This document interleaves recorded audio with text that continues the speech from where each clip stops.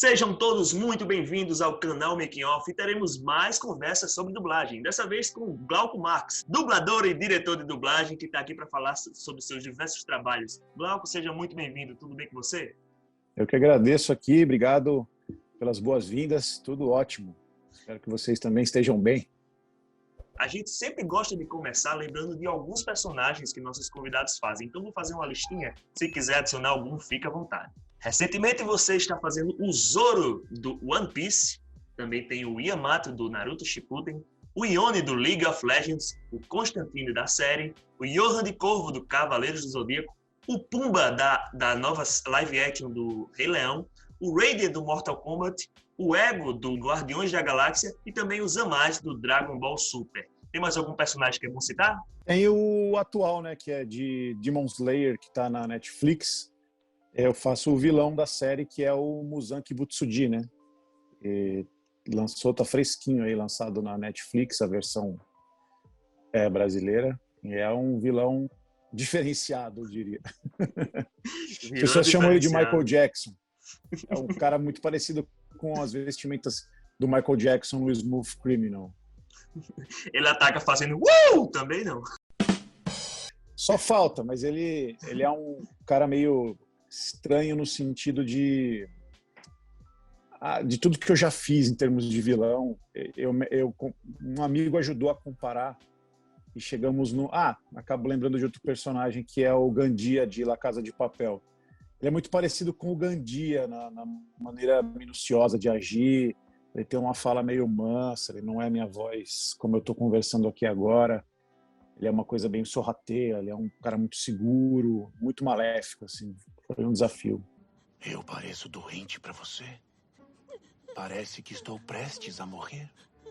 Então tem personagem para todos os gostos. Mas vamos falar primeiro do seu começo. Como foi sua entrada na dublagem? Como você começou a se interessar? E como finalmente você entrou na dublagem? A dublagem eu me interessei desde os 12 anos. Não, 10 anos. Porque eu queria conhecer os dubladores a partir do momento que eu comecei a comprar a revista Herói, né? Que era a época que estava bombando o Cavaleiros do Zodíaco. Então, eu comprava a revista Herói na banquinha e vinha as reportagens, as notas das gravações de Cavaleiros do Zodíaco, do que estava vindo de novidade do mundo japonês. E tinha algumas fotos de bastidores e tudo mais, e eu falei, caramba, eu queria muito trabalhar com isso e tal. E eu gravava muitos programas em VHS, né, muitas coisas que eu gostava, filme, e eu assistia várias vezes. Eu nunca fui de assistir o que eu gosto uma vez só, sempre assistia várias vezes os filmes que eu gosto, e gravava na cabeça falas e diálogos preferidos. Por exemplo, sou um amante de Chaves e Chapolin, então eu sei de cor todos os diálogos de todos os episódios, eu me antecipo já o que vai acontecer, e eu ficava brincando de falar comigo mesmo enquanto tomava banho, fazia cena e tudo. Adorava Nos Incríveis, adorava Doug, adorava Bigman, adorava tudo isso daí dessa época boa dos anos 90, e influenciado por outras dublagens, fora Cavaleiros, aí Yu Yu Hakusho, Dragon Ball, e por aí vai. É um nerd raiz, esse é dos meus. Nosso canal é sobre cultura pop, cultura nerd, também sou muito fã de Chaves, então é sempre muito bom ter papos com pessoas assim também. Mas tu lembra do teu primeiro papel, primeiro personagem, a primeira vez mesmo? Minha primeira foi primeiro estúdio foi a Alamo. Minha primeira produção a participar foi Fullmetal Alchemist Brotherhood, sob direção da Úrsula Bezerra. E era permitido fazer 3 papéis pequenos e mais um vozerio, que é todo mundo junto fazendo a multidão. Eu lembro que tinha o Homem da Montanha 3, eu tenho inclusive isso em vídeo, o Ferante número 5, lembro vagamente assim, mas eu guardei com muito carinho. Os nomes eu lembro vagamente, né? Mas o momento está marcado até hoje na minha cabeça. Mas já começar com Fullmetal Alchemist, um dos animes mais importantes de toda a geração. Foi um strike duplo, né? Porque foi no principal estúdio que eu almejava chegar. Foi logo o primeiro. E justamente com Fullmetal Alchemist, que era a série que eu sempre fui muito fã, né? Agora, você sempre em outras entrevistas falou que ia para eventos de cultura pop, chegou a conversar com o Wendel Bezerra em eventos que ele fez participação. Eu fico imaginando que, como um nerd, um fã de animes como você, entrar em Dragon Ball deve ter sido uma coisa extraordinária. Você fez o Zamasu, que é um vilão muito importante na temporada do Dragon Ball Super. E para você, como é que foi entrar num dos animes que, de fato, é um dos mais importantes, mais assistidos aqui do Brasil? É a realização do sonho do fã, né? O Dragon Ball Super, na verdade, ele começou lá no filme da Batalha dos Deuses, né? Onde eu já era um ex-aluno do Wendel e ele dirigia Dragon Ball A Batalha dos Deuses, que era o filme que trazia o Bills para a série, né? E ele deixava eu acompanhar um pouquinho uma gravação ou outra assim, e eu era muito tímido mesmo para conversar com ele na época. E aí uma coisa ou outra ele perguntava porque eu era muito fã. E aí fui trocando uma ideia. Quando veio o Dragon Ball Super, que aí o Dragon Ball Super aliou a episódios a Batalha dos Deuses e o Retorno do Freeza, já estava, quando virou série isso, já estava nas mãos do Wellington Lima, que sempre foi um grande amigo, me deu várias oportunidades. E ele sabia que eu tinha um certo conhecimento em japonês, que era muito fã da série, então ele queria uma orientação para ele não queimar vozes, inclusive, né, gastar as melhores vozes em papéis legais e tudo. E aí me consultava em pronúncias em japonês, esse personagem, como é que é, o golpe dele e tal, não sei o quê. E eu fui meio que auxiliando, assim, não o tempo todo, porque ele me mandava uma mensagem, como é que é isso, como é que é aquilo. E foi meio que isso. Ele sabia que eu amava Dragon Ball. E o Dragon Ball Super começou os testes para personagens novos, se eu não me engano, com o Champa. O Champa, que é o meu irmão, que começou comigo, o Júnior Nanete, que faz. Então, o primeiro personagem a ter teste, eu não fiz, eu fiz só pro Zamasu, só.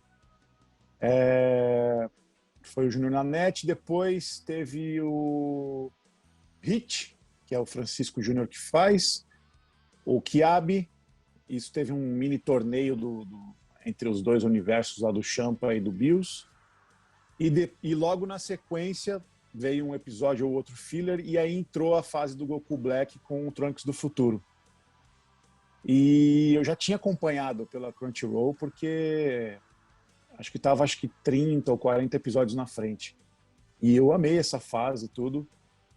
E aí ele me mandou uma mensagem: você tem como vir fazer um teste aqui? Eu falei: tenho.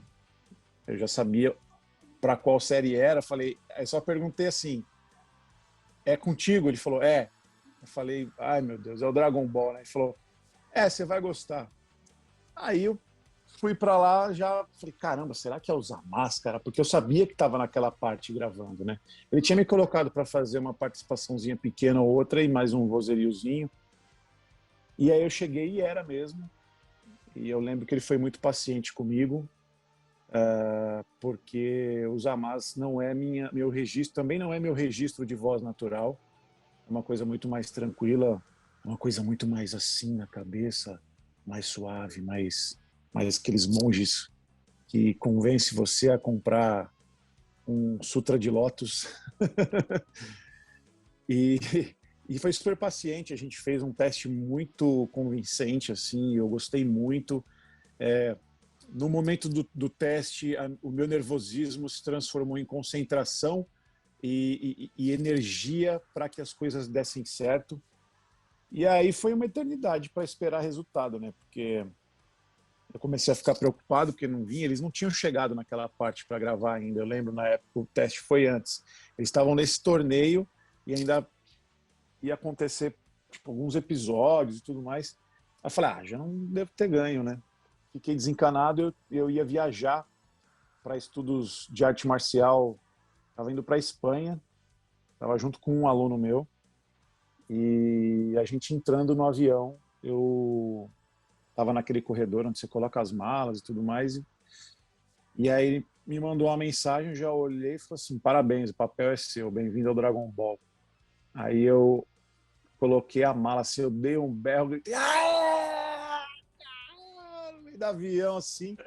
Aí, o cara já sabia, né, que eu estava esperando a notícia. Aí o meu aluno mesmo falou, não, calma, ele só recebeu uma ótima notícia de trabalho aqui e tal. Aí teve uma galera que bateu palma e tal, ficou feliz por mim. E foi assim que eu soube, mas eu já comecei a trocar mensagem com ele. Falei, mas e aí? Eu tô indo viajar e tal, não sei o quê. Eu falei, não, já vou falar para a produção marcar com você, para você já voltar fazendo o personagem já. E aí foi isso que aconteceu. Eu voltei, acho que no dia seguinte da minha volta, eu já estava gravando os Zamasu pela primeira vez. Como assim virar a página? E por que eu faria uma coisa dessas? Eu só sigo a justiça dos deuses, mestre Gomas. Incrível, a história do fã que vira companheiro de trabalho das pessoas que você curtiu na sua infância. Deve ser uma realização muito grande. A minha geração praticamente é assim, né? É tudo a parte gostosa mesmo, porque você trata com muito carinho a profissão e um respeito muito grande, né? Tem muitos colegas que, assim como eu, conhecem os caras que trouxeram uma força para que a dublagem seja estabelecida de uma forma muito potente no mercado, né? Isso é muito bacana, é uma geração muito legal. Agora, a primeira vez que eu conversei contigo foi no Festival Geek em Casa, era uma live, e eu fiz uma pergunta sobre um personagem que ainda não estava confirmado, que é o Zoro, do One Piece. É um personagem que é extremamente aclamado, porque o One Piece é um dos animes, pelo menos até na versão japonesa, sempre foi muito bem assistido, muito bem comentado, e agora recebeu uma nova versão brasileira, que está fazendo grande sucesso, teve grande mobilização dos fãs, e tenho certeza que esse também foi um personagem já marcante para você, né? O Zoro já é o meu principal personagem de todos os tempos, assim, não tem nada comparado ao que eu já fiz e retorno do que eu já tive, assim. Sinceramente, eu esperava alguma coisa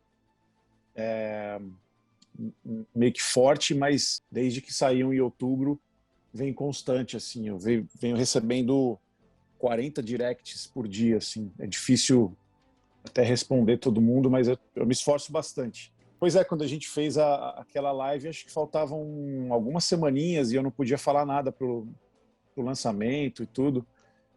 Mas o Zoro é uma coisa muito especial e é muito forte hoje, porque o pessoal das antigas que acompanha até hoje o One Piece vibra muito e o Zoro, inclusive, ganhou mundialmente como a própria votação no Japão, que expandiu no mundo, ganhou como o personagem mais querido, né, dentro da série.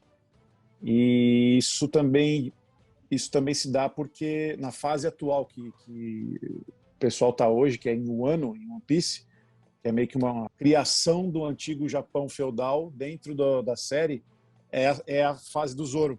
Então, é onde ele está sobressaindo, que o pessoal está falando Zoro Sola, Zoro Sola. E a gente eternizou isso na dublagem. Isso, vem, o Zoro Sola. Sim, e tem esse negócio também que eu queria conversar, que eu percebo que o One Piece ele tem umas certas liberdades, certas localizações. Um amigo meu mandou hoje, por coincidência, uma série de AF, que os personagens falam. Que perda de tempo. Af. Então, que tal Matsuge? Aff, que nome ridículo. Aff. E tem o Zoro Sola também, que virou uma frase eterna. Essa liberdade, como é que funciona dentro dessa obra em específico e nas obras de dublagem? Funciona assim, eu falando para você, não vai passar do meu gosto, tá? Eu não posso falar pelos outros. Eu acho que o que deixa você mais imerso naquilo que você está assistindo é quando aquilo se aproxima muito de você. Como que aproxima no caso de alguma coisa dublado? Quando fala a tua linguagem, quando fala aquilo que você está acostumado em família, com amigos. E é isso que eu penso da diversão brasileira bem elaborada. Eu não tento fazer nada ali na hora. São inspirações de momento que acontecem, eu não programo nada. Tanto é que o Zoro Sola foi uma coisa muito espontânea. O pessoal pedia muito, porque teve a primeira primeira parte na Netflix, né? O pessoal pedia muito e eu falei, cara, não sei, será que isso marca muito época? Porque eu não sou muito a favor de coisas que marcam época de uma forma que você não pode utilizar lá na frente. Não é o caso do Zoro Sola, né?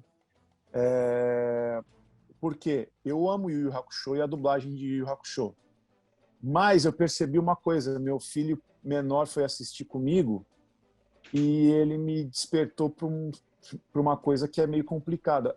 Marcou data, muitas coisas de Yu Yu Hakusho. Por exemplo, ele não sabia o que era um chupacabra. O que é um chupacabra, papai? O Yusuke vai participar do torneio da Genkai para ser o sucessor.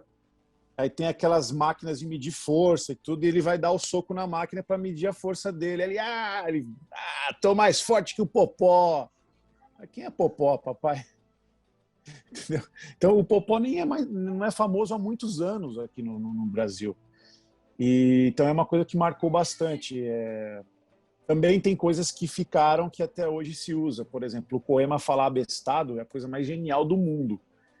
E eu não pensei, eu não queria isso para o One Piece. Mas eu dei uma viajada forte no sentido de criar um linguajar baseado no que Eiichiro Oda anunciou para os personagens. Que, por exemplo, é o Luffy brasileiro. Ele disse que o Luffy é brasileiro. Cara, isso é um presente para nós brasileiros, porque a gente pode aproximar a linguagem do One Piece muito mais para a gente. Tanto é que todas as criações de colocação do Luffy, tudo que acontece na série, eu que direcionei a galera. Foi tudo por minha conta, porque a galera não conhece a série. O único cara do Chapéu de Palha que conhece a série mais do que eu é o Adrian Tatini, que faz o Usopp. O resto ninguém conhece nada. Então, tudo que está no ar, se alguém gostou ou não gostou, tem gente que não gosta também, é responsabilidade minha. Baseado no que o Luffy é brasileiro, já mandamos logo de cara um oxi. Oxi, quem é você, mulher? E tem que saber entender, porque os dubladores estão prontos para dar inflexões e trazer sentimento. No caso do Luffy é uma coisa diferenciada, você não pode trazer sentimento. Ele é o único personagem que não tem balãozinho nas cenas dele, que ele não pensa antes, ele simplesmente fala. Então, muitas vezes, eu ia orientar a Carol, que faz o Luffy, e falar, não, Carol, tá muito inflexionada essa fala. Tem que tirar total emoção, é blazer total e jogar fora. Que é o caso do Oshi, quem é você, mulher? Oxe, quem é você, mulher? Mas, assim, não tá tirando ela. Ele tá falando a verdade. Poxa, quem é você? Não tá... quem é você, mulher? Sabe? Ele não tá tirando ela, ele é desse jeito. E aproveita que ela também é do Rio de Janeiro, já tem um sotaquezinho próprio.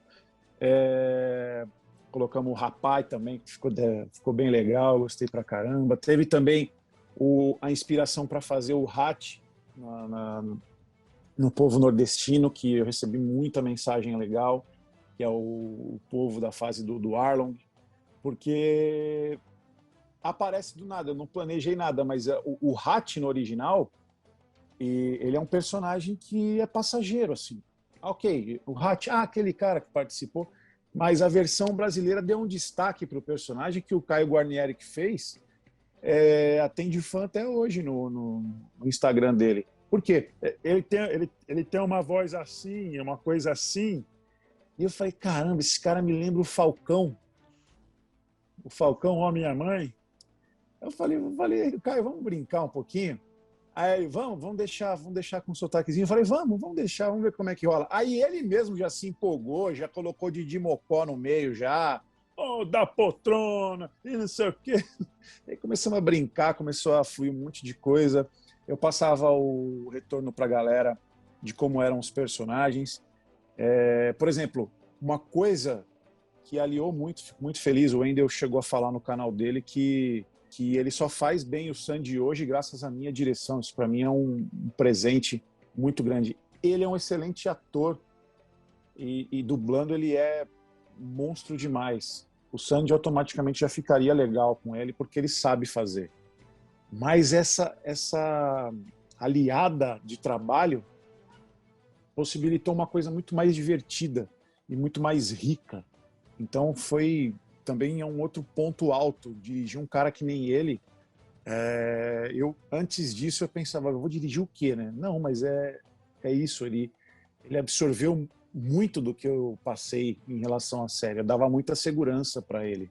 Então, posso dizer o seguinte, que eu acho muito legal quando acertam na medida com essas coisas de trejeitos, coloca coisa mais regional, mais localizada. Espero que lá para frente o pessoal também reconheça tal qual reconhece o Yu Hakusho. Agora, outro personagem muito importante que você fez, porque me pega na infância, que é o Raiden do Mortal Kombat, porque é um personagem que eu joguei a minha vida toda, continuo jogando, e só agora tem esse aspecto mais cinematográfico e, com certeza, mais participação e mais exigência de que tenha uma boa localização e tudo mais. Você jogava Mortal Kombat? Se você jogava, isso te ajuda a encontrar melhor um personagem, como é o caso do Raiden? Jogava o Mortal Kombat, ele veio para minha vida, acho que como de todo mundo que é da minha geração. Eu lembro que a ascensão nos fliperamas era o Street Fighter 2, né? Então, jogo de luta e tudo mais. E aí, o ano seguinte veio o Mortal Kombat. Que, nossa, muito mais próximo de um filme mesmo. Os gráficos diferentes, você via sangue nos golpes que os caras levavam, arrancando cabeça e tudo. A gente não tinha muita base da função de cada personagem só através das lutas. Mas algumas legendas ajudavam a gente a saber um pouquinho se era do bem ou do mal. O que ajudou bastante na época dos anos 90 foi o primeiro filme, né, onde o Raiden já se colocou como um grande mestre do Liu Kang e tudo. E sim, me inspirou bastante para poder fazer o trabalho. O Raiden foi um acidente muito legal de eu estar fazendo ele. Eu ia para o estúdio para fazer o Sub-Zero e de última hora me trocaram para fazer o Raiden. Acho que a gente acha que você tem uma voz legal pro Raiden e tudo mais. Eu falei, caramba, eu fiquei pensando, como é que os caras pensam isso? Porque o Raiden é um deus ancestral, em tese é um cara muito mais antigo que o Sub-Zero, né? Mas ok, eu confesso que eu até briguei um pouco na primeira vez que eu fiz, comigo mesmo, né? Briguei. Nossa, será que tá ficando bom? Será que teve um casinho de sofrimento, né?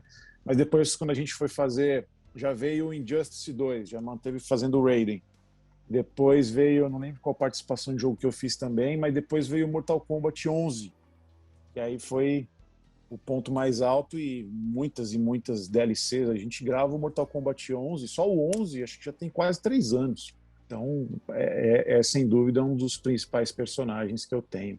E eu faço com muito carinho e hoje já me sinto incorporado no Raiden. Não vou mais apenas defender o plano terreno. Eu vou caçar e destruir todos os que o ameaçarem. Outro personagem que você fez, e também junto com direção, é o Yone do League of Legends, que você também, da última vez que você conversou comigo, fazia uns 2 anos que dirigia o League of Legends. E eu fico imaginando a responsabilidade que deve chegar para você, como um cara que joga videogame e tudo mais, de dirigir um jogo que já foi considerado o mais jogado do mundo e com certeza cheio de fãs, cheio de gente comentando, perguntando e tal. Tem essa responsabilidade quando vem um produto grande para suas mãos? Tem. De tempos em tempos o League of Legends se renova com novas skins e tudo mais. No caso do Yone, normalmente, eu tirando o Yone, vamos deixar o Yone de lado. Normalmente, quando tem algum personagem novo, eles me pedem indicação de vozes para teste, até porque é muito difícil. Eles pedem para não repetir vozes, então você tem que ficar botando a cabeça para trabalhar. Mais de 100 personagens, qual foi o cara que não fez, né? É meio que impossível, né? Porque a mão de obra é meio escasso de gente boa mesmo para fazer. Mas a gente tenta, a gente já chegou em ótimos resultados com pessoas que eram só promissoras na época. E aí, dadas as opções, a própria empresa, que é a Riot, eles escolhem. No caso do Yone, então sou eu que dirijo a parte artística dos diálogos do League of Legends. No caso do Yone, foi uma coisa muito de surpresa, porque claro que a responsável na época, que era a Natália, de acompanhar as gravações, a gente criou um bom relacionamento, adoro ela. Hoje a Bárbara também é um amor de pessoa. Mas foi uma surpresa, porque foi o núcleo interno da empresa que selecionou a minha voz para poder fazer o Ione. Foi uma escolha interna sem eu saber. Eu não sabia nem que ia ter o Ione. Eu não sabia que ia ter. Eu lembro do primeiro lapso disso foi quando eu fui viajar e aí estava rolando as primeiras gravações lá atrás do Runeterra, que é o jogo de cartas, e o Marcelo Campos sempre dividiu direção comigo, né? Das coisas do League. E aí ele cuidou e ela falou assim, tem coisa te esperando quando voltar, acho que já no joguinho de cartas. Então foi no joguinho de cartas que eu fiz a primeira vez o Ione. E eu falei, que legal e tal. E aí depois de um tempo ela falou, ele vai crescer e vai realmente canonizar no League. Porque ele era tido como morto, né? E aí o que aconteceu? Quando veio o Ione para fazer a primeira vez, foi no ponto alto da pandemia, lá no começo, onde ninguém conhecia nada. Tava todo mundo com medo total de sair de casa. E aí, o que aconteceu? Colocaram o Marcelo para me dirigir. Foi a melhor coisa do mundo, porque eu não precisei me autodirigir.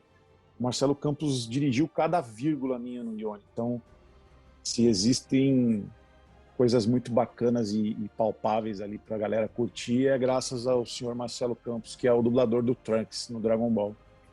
E o Edward Elric, né, do Fullmetal Alchemist e vários outros aí. E no League of Legends ele é o Echo. Ele é o Echo, é verdade. Agora, outra coisa que está fazendo muito sucesso sua é fora da dublagem, que é o canal Mitsubukai, que você faz junto com outros dubladores, o Francisco Júnior, né? E conteúdos incríveis, você chama dubladores e comentam sobre coisas. Eu lembro que antes da minha primeira entrevista, eu vi que tinha esse canal comentando sobre o One Piece, antes do One Piece ter a redublagem e tal. Me diz como é que surgiu a ideia desse canal e, na verdade, o que é que tem mais por vir aí desse canal? O que é que a gente pode esperar? Novidades e coisas desse tipo? É o canal onde a gente tem as novidades de primeira mão, de One Piece e dublagens divididas por Glauco Marx? Não, de minha parte, é um canal que menos se tem novidades de qualquer coisa que possa vir de mim da parte de versão brasileira do One Piece. Porque eu não posso falar por questões de contrato, né? Mas surgiu assim, eu sempre tive vontade de ter um canal, mas assim, eu não queria entrar dentro de coisas protocoladas que a galera faz só para ter inscritos e tudo mais. Queria simplesmente falar do que eu gostava, do que eu curtia, para poder realmente não me preocupar com nada e simplesmente colocar amor e carinho naquilo. Como são as coisas que eu faço. E eu estava numa viagem, estava no Japão. Coincidentemente, foi a primeira vez que o Francisco Júnior foi para o Japão. Não foi coincidência ele tá lá no momento. Eu sabia que ele estava lá, a gente ficou um tempo junto lá trocando ideia. E aí a gente estava, acho que, entrando num trem, assim, eu falei, cara, eu queria ter um canal, tá? Eu também. E só que eu quero firmar um pouco o pensamento para esperar um pouquinho para ver se é isso mesmo que eu quero. Tanto é que ele lançou o canal dele antes. Ele lançou o canal do Meu Bom bem antes disso. Acho que ficou um ano ainda no ar, uns 2 anos. Ainda existe esse canal. E depois que veio a ideia, porque quando eu comecei a curtir de vez o One Piece, e foi um pouco antes de eu dirigir, juntei com o Adrian, que é outro fãzão de One Piece, e a gente, vamos fazer um canal de One Piece. Eu falei, podemos falar muito de One Piece porque a gente ama o One Piece, mas vamos falar de coisa que a gente gosta, tem milhares de coisas que a gente pode passar por nossa experiência para a galera, e a gente pode, inclusive, homenagear o One Piece através do nome. O Mitsubukai é uma homenagem ao One Piece, inclusive, baseado nos Shichibukai, que são 7 corsários, 7 guerreiros do mar. Nós somos o Mitsubukai, que Mitsu é menção a 3 e Shichi é 7, né, de 7 corsários. Então foi eu que batizei, inclusive. E foi assim que surgiu. Os dois toparam na hora. E assim que surgiu o Mitsubukai. A gente tem uma ideia, a gente agora... Antigamente era só vídeos temáticos de coisas que a gente gostava. Agora o Mitsubukai, até para ter mais conteúdo e como a vida dos 3 é muito mais corrida e ficou muito mais pesado em termos de tempo para a gente dividiu em blocos. Cada um tem em quadros. Cada um tem seu quadro. Eu tenho o meu quadro que chama O Mar e Mona Lisa, que é baseado no Zoro. Então, o Zoro é chamado de Marimo pelo Sandy. E o Adrian tem A Hora do Capitão, que é uma homenagem ao Usopp, que vai, inclusive, toda semana, todos os quadros, né? E o Francisco Júnior tem o Mangá do Meu Bom, que é onde ele analisa os capítulos de One Piece ou qualquer outro mangá que ele tenha lido e queira compartilhar com a galera. E às sextas-feiras, toda sexta-feira, às 23 horas, a gente faz o nosso Mitsuboteco, que é um bate-papo com a galera aí, com convidados, falando do que quiser, não necessariamente de dublagem, até menos de dublagem. Uma ocasião ou outra que a gente gravou, por exemplo, coisas de Kimetsu no Yaiba, aí o elenco estava presente lá, a gente começou a falar a respeito das experiências que cada um viveu no estúdio. Mas mesmo com o dublador, o que a gente menos fala é sobre dublagem, sobre nossa dublagem, sobre qualquer outra coisa, vivência que a gente queira compartilhar. Mitsuboteco é um nome genial, devo registrar.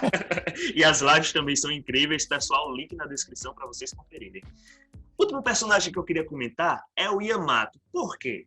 Porque o Yamato, eu tenho certeza que todo mundo, porque todos os dubladores de Naruto que eu já entrevistei, falam que os fãs falam, e aí, quando sai o Shippuden, quando sai mais Shippuden, mais episódios e tal. E aí, pegando o gancho do Yamato, eu queria que você falasse sobre isso, que o dublador, muitas vezes, ele é o último a saber que realmente vem o conteúdo. Só na hora de dublar é que ele sabe que o conteúdo vai chegar. Então, o dublador não é a fonte confiável se quiser saber se tem atualizações de Shippuden, essas coisas, né? Não, o dublador, inclusive, ele pode ser um desvio daquilo que está acontecendo muito grande, porque às vezes tá gravando algum conteúdo de alguma coisa e se realmente vaza alguma informação, a galera já pensa que é aquilo, que então é isso, a série vai voltar e quando vai ver não é. Só ir lá fazer o trabalho e acabou, mas para qualquer tipo de coisa, o dublador nunca é o ponto mais forte da informação, a não ser que seja, acho que nem sendo protagonista, nem porque só vai lá fazer o trabalho, né? Então a gente não sabe se vai ser veiculado. Tem muitas coisas que eu gravei que até hoje não se sabe notícias. Eu gravei coisas de Detetive Conan, já tem mais de um ano, entendeu? E eu nunca vi por aí. Eu gravei dirigindo, inclusive. Eu não vi ainda. E é uma produção muito bacana, porque o Detetive Conan se renova a cada ano, então os gráficos melhoram, a animação show de bola. Então a gente nunca sabe de nada. Mas para o Yamato, pelo menos tem essa expectativa, você como dublador, como a pessoa do personagem, tem a expectativa de ter mais episódios e tal, porque quer retornar esse personagem? Sempre tem, porque Naruto é muito querido no Brasil, né?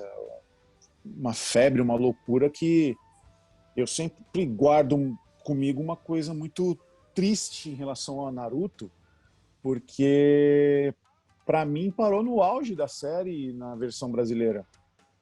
Parou num ponto, acho que se eu não me engano, passou um pouco do 100º episódio de Shippuden.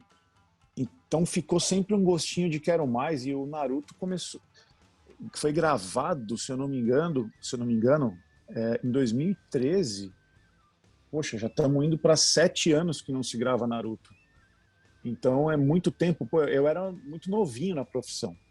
Foi meu primeiro grande personagem dentro de um anime. Foi o Capitão Yamato. E inclusive eu vi outro dia, porque meu filho gosta muito de Naruto, né? Eu vi aqui na Netflix. E para mim tem uma certa angústia, assim. Falei, caramba, não vem mais coisa. Mas já passou um pouco o tempo. Eu sofria muito mais 2 anos depois, 1 ano depois, 2 anos depois. Mas já deu uma acalmada, porque não vem, a gente dá uma quietada, né? Eu vou te contar, viu? Fã de Naruto é muito impaciente, porque eu sou fã de Hunter vs Hunter, que não tem dublagem desde 98. Eu vou começar a assistir agora o Hunter vs Hunter. Eu tenho aqui em vídeo e nunca assisti, e vou começar a assistir aqui. Eu tenho tudo que foi dublado aqui, eu consegui reunir.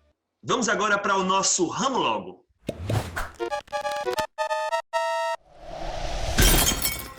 Vamos lá. Um ídolo na dublagem. Marcelo Campos. Uma obra antiga que você adoraria ter dublado. Rurouni Kenshin, Samurai X. Uma obra que você espera ansiosamente para assistir. Para assistir? Ai, caramba. Tem que ser rápido. One Piece na parte de Wano. Um local dos sonhos para viajar. Já viajei e quero retornar sempre que eu puder. Japão. Um personagem que você não gostaria que fosse seu inimigo. Que eu não gostaria que fosse meu inimigo? Isso. Muzan Kibutsuji. Se você fosse um ator americano, quem você gostaria que te dublasse? Bom, o pessoal fala que minha voz confunde muito com a do Alfredo Rolo, então eu colocaria o Alfredo Rolo. Agora, para finalizar, eu separei aqui uma coisa que a gente fez no Festival Geek em Casa também, alguns confrontos de personagens seus, e você vai dizer quem ganha. Pode ser? Pode. Vamos lá. Quem ganharia numa briga entre Raiden e Constantine? Raiden. Ego e Zamasu.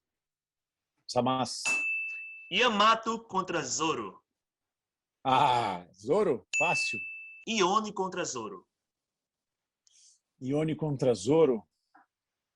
O Zoro de hoje, o Zoro atual, acho que o Zoro leva. A última vez que eu perguntei sobre o Johan de Corvo, você disse que ele era um coitado. Então eu botei o Johan de Corvo contra o Pumba. Quem ganha?